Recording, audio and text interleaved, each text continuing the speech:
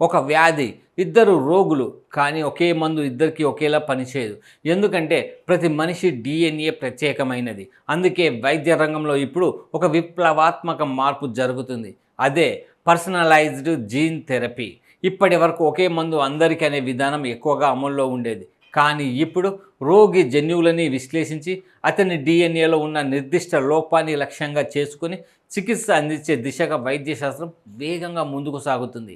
ముఖ్యంగా కొన్ని అరుదైన జన్యుపరమైన వ్యాధులు, అలాగే కొన్ని రకాల క్యాన్సర్లు చికిత్సలో ఈ వ్యక్తిగతీకరించిన విధానాలు ఆశాజనక ఫలితాలను చూపిస్తున్నాయి. కొన్ని చికిత్సలు ఇప్పటికే అనుమతి పొందగా మరికొన్ని క్లినికల్ ట్రయల్స్లో పరీక్షించబడుతున్నాయి. అయితే ఇది ప్రతి వ్యాధికి వెంటనే అందుబాటులోకి ఉన్న పరిష్కారం కాదు.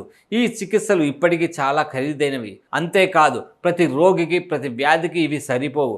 అయినా ఒక వ్యక్తి జన్యువులను సరిపోయే చికిత్సని రూపొందించడం వైద్య రంగంలో ఒక కొత్త యుగానికి నాంది. భవిష్యత్తులో మందుల వ్యాధిని మాత్రమే కాదు, మీ డిఎన్ఏని చూసి మిమ్మల్ని చికిత్స చేసే రోజులు మరింత దగ్గర పడుతున్నాయని శాస్త్రవేత్తలు భావిస్తున్నారు.